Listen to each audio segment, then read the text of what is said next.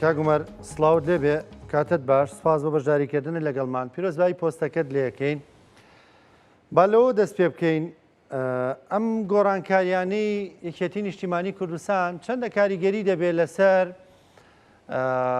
گڕوتینێکی زیاتر بدا بە ڕێخستنەکانی یەکێتی. بەڵێ کاکڕانکۆ سڵاو لە بەڕێزت سڵاو لە بینەرانی ئازیزی کەناڵی کورسات زۆر سپاس بۆ وەسفە جوانەی بەڕێزت. دیارە کاکەڕانکۆ ئێمە لە چەند ڕۆژی ڕابردوو یادی دامەزراندنی 51مین ساڵیادی دامەزراندنی حزبەکەمان کردەوە و جێ خۆیەتی لێرەوە سڵاو بنێرین بۆ ڕۆحی پاکی سەرۆک تاڵەبانی و سەرجەم گوڵکۆی شەهیدان و ئەنفالکراوان و جینۆساید و تێکۆشەرانی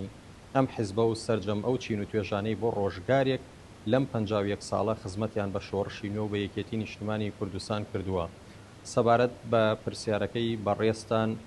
ئێمە دوای زیاتر لە نیو سەدە خەبات وامان پێباش بوو گۆڕانکاری لە ئیشوکاری کاری ڕێکخراوەیماندا بکەین و بەپی قۆناغەکە و سەردەمەکەش وای دەخواست و هەر لەو چوارچێوەشدا سەرکردایەتی ئەم حزبە بە سەرپەرشتی سەرۆک باڤڵ تاڵەبانی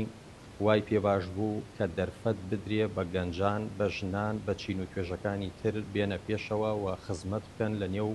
ئۆرگانەکانی یەکێتیدا و ئەمە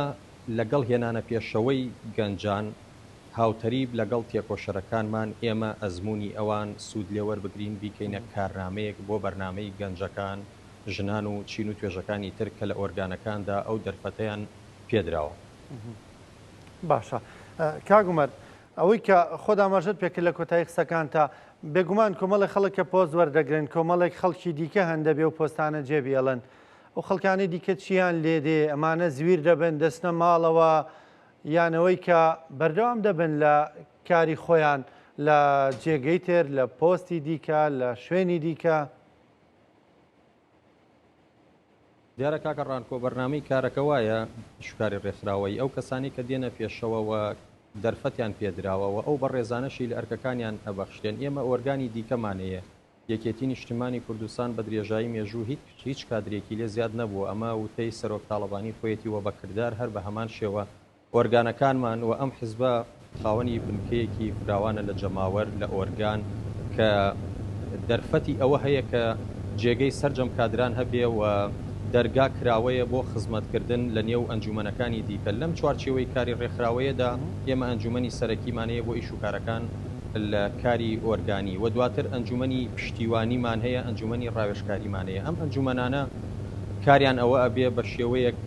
لە ڕاوێژ لە پشتیوانی بۆ ئۆرگانە سەرەکیەکە وەجێ ئەو کادرە بە ئەزمونانەی تێدا دەبێتەوە کە پێشتر خزمەتیان کردووە و ئەم ڕۆژێکەکەی خۆیان ئەو دەرفەتەیان داوە بە گەنجێک یادایەنە بە هەواڵ و برایەکی خۆیان کە بێتە پێشەوە ئەوان لە نێو ئەو ئەنجومەنە درێژە بە ئیشوکاری ڕێکخراوەی بدەن و دواتر کاری ڕێکخراوەی ئێمە ئەمڕۆ لەسەر ناوەندەکانی دەنگدان کە ئەڵێم پێداچوونەوەمان کردووە ئۆرگانەکانی خۆمانمان ڕێخستوتەوە لە تەواوی سنوورەکان. ئێمە هەزاران بنکەی دەنگدان و وێزگەی دەنگدانمان هەیە کە پێویستی بە کادری بەتوانایە بچێتە دەمی ئەندامان و لایەنگرانی ئەم حیزبەوە. خۆتان نەزانن ئێمە 51 ساڵ خەبات خاوەنی هەزاران شەهید و کەمەندامی سەنگەر و زیندانی سیاسی و کەسوکاری ئەنفالین و ئەمانە پێویستەکە لە نزیکەوە بەسەر بێنەوە پێویستەکات ڕۆژانە کادرەکانمان و ئۆرگانەکانمان بە ئاگابن لێیان. ئەمەش پێویستی بە تیمێکی تۆکمەیەوە پێویستی بە دەیان کادری بە ئەزمون و گەنجی بەتوانایە کە پێکەوە هاوکار بن لەگەڵمان. باشە کاگومەر لەگەڵ یەکێتی نیشتیمانی کوردستان لەگەڵ پارتی دیموکراتی کوردستاندا ناگەنە ڕێککەوتن دانی وا دەردەکەوێت ناکۆکییانە بێ ئەوە ساڵێک و وا بۆ 8 مانگ دەچێ هەڵبژاردن کراوە بەڵام تا ئێستا حکوومەت پێک نەهاتووە. ناکۆکیەکانتان لەگەڵ پارتیدا هێندە زۆرن.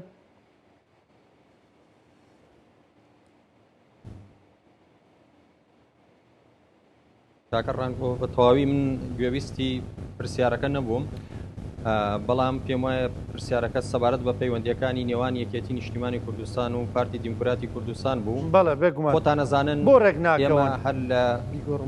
لە دوای هەڵبژاردننی پەرلەمانی کوردستانەوە پارتی دیموکراتی کوردستان ئاماژەی بەوە کرد کە ئەوان خاوەنی زۆرترین کورسین وە سەرۆکی و حزب ئاماژەی بەوە کرد پێویستە ڕێز لە ئیرادەی خەڵکی کوردستان بگیرێت بە پێی ژمارەی کورسیەکان پۆستەکان دابش بێ و حکومت پێک بهێنرێ. یەکێتی نیشتیمانی کوردستانیش بە هەمان شێوە ڕێزی لەو بڕیارە و لەو تێو لەو ڕاگەیەنراوەی پارتی و لە کۆبوونەوەکانە ئەمەیان بەڕاشکاوی بە یەکێتی نیشتیمانی کوردستان و وەفدی یەکێتی نیشتیمانی کوردستان وتبوو. دواتر ئێمە هاوپەیمانێتیەکمان لەگەڵ لایەنێکی سەرەکی کە خاوەنی 15 کورسیە ئەویشنەوەی نوێیە ئێمە هاوپەیمانیمان پێکێناوە بۆ پێکێنانی حکومەت. ئێستا پارتی دیموکراتی کوردستان دەبێت خاوەنی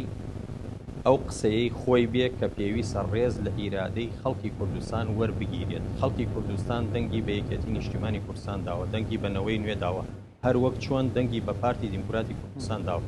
بە پێی ژمارەی کورسیەکان پێویستە کات ئەم پۆستانە دابش بکرێ. ئەمە ڕوونە، هیچ کۆدێکی نهێنی تێدا نییە. گەر دەیانەوێ حکومت پێک بێت هیچ لایەنێکی سیاسی هێندەی یەکێتی پەرۆشی ئەمە نییە، هیچ لایەنێکی سیاسی هێندەی یەکێتی باجی بۆ ئەم حکومڕانیە نەداوە بە درێژایی مێژوو. بەڵێ باشە. سەرۆکی یەکێتی نیشتیمانی کوردستان دەڵێ 39 بە 39 نێستە، 39 کورسی بە 39 کورسی لەگەڵ پارتی دیموکراتی کوردستاندا.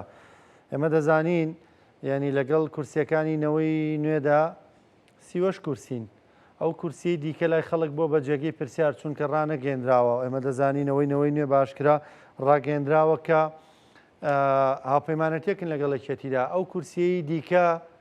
کێیە؟ ئایا کورسیەکەی بزوتنەوەی گۆڕانە؟ یەکێتی نیشتیمانی کوردستان و سەرۆکی یەکێتی نیشتیمانی کوردستان بەڕێز کاک پاڤڵ هەر لە سەرەتای گفتوگۆکان هەر لە سەرەتای لە دوای تەواوبوونی کۆنگرە و پێدانی ئەو متمانەیە بۆ سەرۆکی حیزبەکە ئەگەر بگەڕێینەوە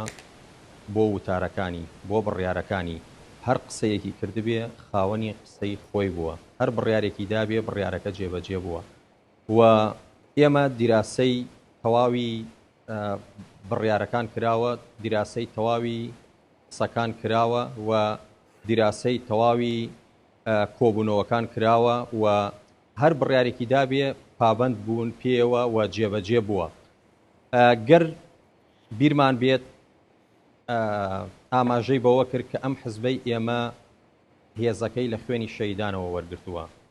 و خاوەن مێژوێکی تایبەت بە خۆیەتی و لە پێناو ئەم ئازادی باشووری کوردستان و کابینەیەک لە دوایەکەکان هەزاران شەید و باژمان داوە و لەم پێناوەدا متمانەی خەڵکی کوردستانمان بەدەستێناوە بە پێی ژمارەی کورسیەکانی یەکێتی و لەگەڵ هاوپەیمانەکانی بە دڵنیایی نەک 39 کورسی دیکەشی لەگەڵ دەبێت و لایەنی بەرامبەر گەر بیتوانایەت زۆرینەی پەرلەمان